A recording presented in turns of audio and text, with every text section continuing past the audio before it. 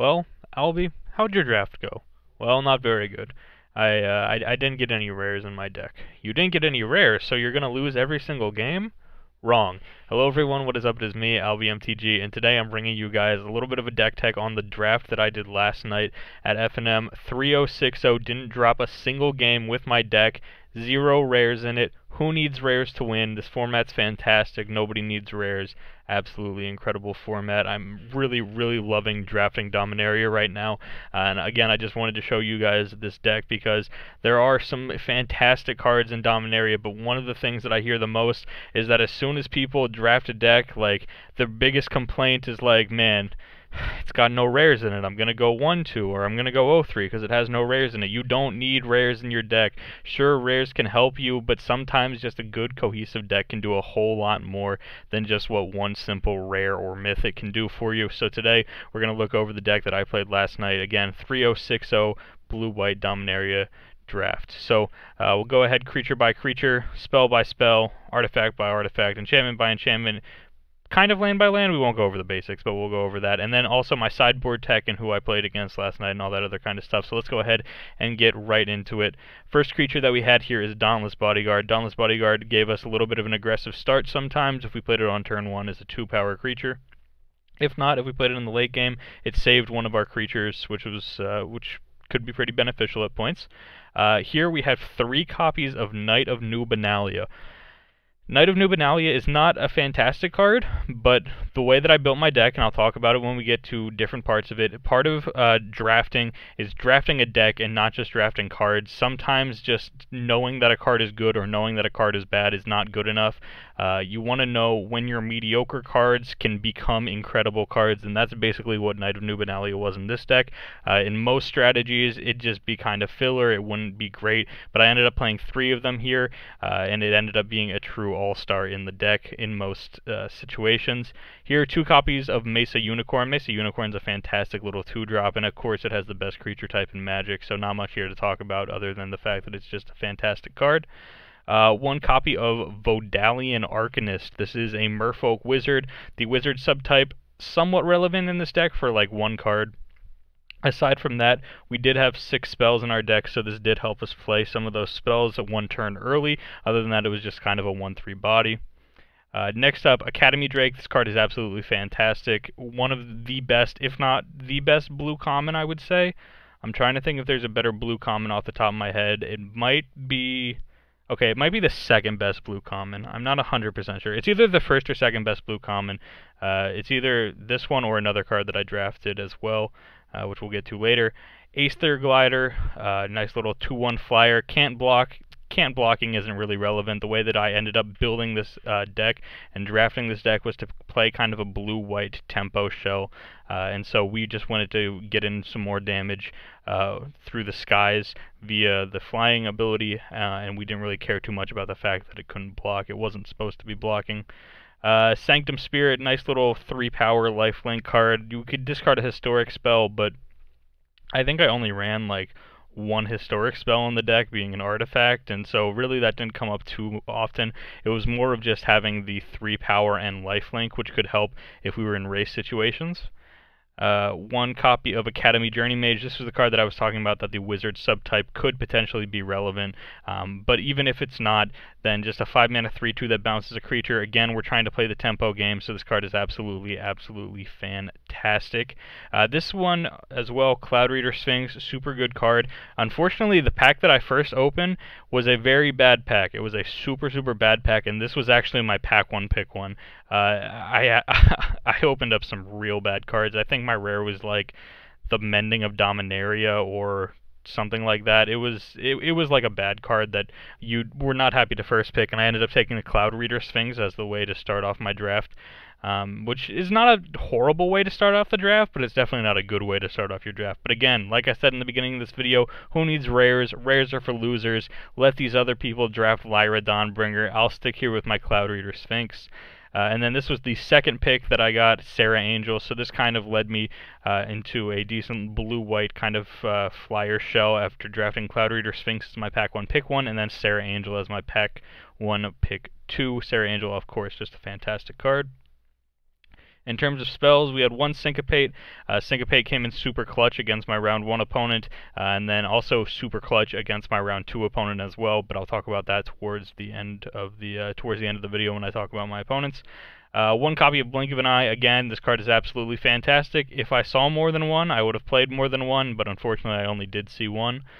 Next up is Gideon's Reproach. We do need a little bit of removal in the deck. Sometimes you gotta take your removal spells, especially in a tempo deck, where removal spells can be super strong and can lead to some big life swings just by removing a blocker and getting in for additional points of damage. So Gideon's Reproach, very nice. Here we have Divination. Divination, because the format is so slow, I was able to play a Divination. Normally, Divination not necessarily one of the cards that you want to play, but the way that this deck played out, I really wanted to hit my land drops. In Divination, almost always assures that you can hit your 4th land drop, which is super nice with the Divination. An additional spell, this one sort of acts as a creature here. Call the Cavalry. You create 2/2 white knight creature tokens with vigilance, so it kind of acts as a creature because we're adding more creatures to the board. However, we could play it on turn 3 if we played a turn 2 Voldalian Arcanist, because it is a sorcery spell, which was a nice little combination. One Blessed Light. Blessed Light, of course, just a fantastic removal spell. And again, I think if I would have saw more than one, I would have played more than one, but I only ended up seeing one, so I took one. Blessed Light just being a fantastic card. In terms of artifacts, I have one copy of Short Sword, and that's basically just because of the creatures we have in the deck really hold the swords quite well. Dauntless Bodyguard, maybe not so much, but giving it a second toughness would be super nice against a lot of the 1X's in the format, things like Saproling tokens. Same goes with Knight of Venalia. Just getting rid of a 3/1, or turning a 3/1 into a 4/2 could be super important against things like Saproling tokens. Mesa Unicorn, if it has an additional point of toughness, that's 3 lifelink instead of 2. Voldalian Arcanist, we don't really care about. Making a 2/4 instead of a 1/3 isn't overly relevant. Academy Drake, it's a flyer. Flyers always hold a sword well, so this turns it into a 3/3 flyer, or possibly even a 5/5 flyer if it was kicked. Again, Aether Glider holds the sword well because it has flying. Academy Journey Mage could be a 4/3, but he or she, I'm not really sure. It never really held a sword too often for me. Instead, I was usually putting it on some of my other creatures. Cloud Reader Sphinx, again, has flying, holds a sword well. Sarah Angel holds a sword fantastically well because she has vigilance, so she gets the sword on attacks and on blocks, which is super nice. In terms of enchantments, I have 2 copies of the Flying Cat Arcane Flight, which is a super nice card. The way that the deck ended up playing before, like I said when I was talking about the short sword, is how good flying can be, especially in a tempo kind of deck like this. And so giving things like Knight of New Benalia, +1/+1 in flying, turning it into a 4/2 flyer as early as turn 3 could be super nice. Mesa Unicorn, turning it into a 3/3 lifelink flyer can be super nice. And then just adding, things like Academy Drake, my apologies, Academy Journey Mage, turning that into a 4-power flyer could be super nice as well. So 2 copies of that, and then 1 copy of Dub. Enchanted creature gets +2/+2 and first strike, and it is a knight in addition to its other types. Again, because a lot of my creatures had flying, the additional +2/+2 was just super nice. And if we needed to clog up the board a little bit, giving Knight of New Benalia the ability to become a double knight, and then turning here into a 5/3 first striker as early as turn 3 is quite strong. So again, like I said, Knight of New Benalia, just kind of like a basic filler card, but she really put in the work here with the way that I put together this deck with 3 copies here. In terms of the lands, 7 islands, 9 plains, and 1 copy of Memorial to Genius. Memorial to Genius, I think, is just considered to be the best memorial at this point. I don't think, like, most of them are good, like the red one's like horrible, but all the other ones are just fairly good, but Memorial to Genius is just absolutely fantastic. Draws you into good cards late in the game, well, not necessarily good cards, but draws you into more cards late in the game, and can just kind of recycle itself, because flooding out is a very good way to lose games of limited, and so this kind of is a little bit of flood protection by allowing you to turn one of your lands into 2 additional cards, which could potentially be game-winning spells. So, as we get to the sideboard here, I only put on the 4 cards that I actually did sideboard into at points in in the 3 games that I played. So round 1, I played against Green-Black Saprolings featuring Verdant Force and Josu Vest Lich Knight. So very, very good cards in that one. And so what ended up being super sweet was the Syncopate. Syncopate countered a Verdant Force when my opponent tapped all 8 of their mana to just slam it down. I had 2 mana remaining to hold up the Syncopate. So that I could essentially act as a force spike where it counters unless they pay 1. So Syncopate got to counter my opponent's 8-drop that I just absolutely could not beat if it resolved, which was super nice. And so going into the sideboard games, because he was on the Saproling deck, Knight of Nubenalia, not necessarily the best card, so I did actually take out all 3 of my Knight of Nubenalias, and instead I put in, not this one, I put in a Banalish Honor Guard, has 2 toughness, which is much better against all the 1/1 Saproling tokens.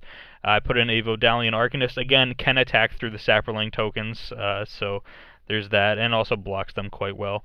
And then an additional copy of Divination because I was going down an additional creature, so at this point I only have 12 creatures, and so I really want to make sure that I'm drawing them, and so the additional Divination could be very, very helpful in helping me make sure that I was just going to continue drawing the creatures so that I could keep applying pressure.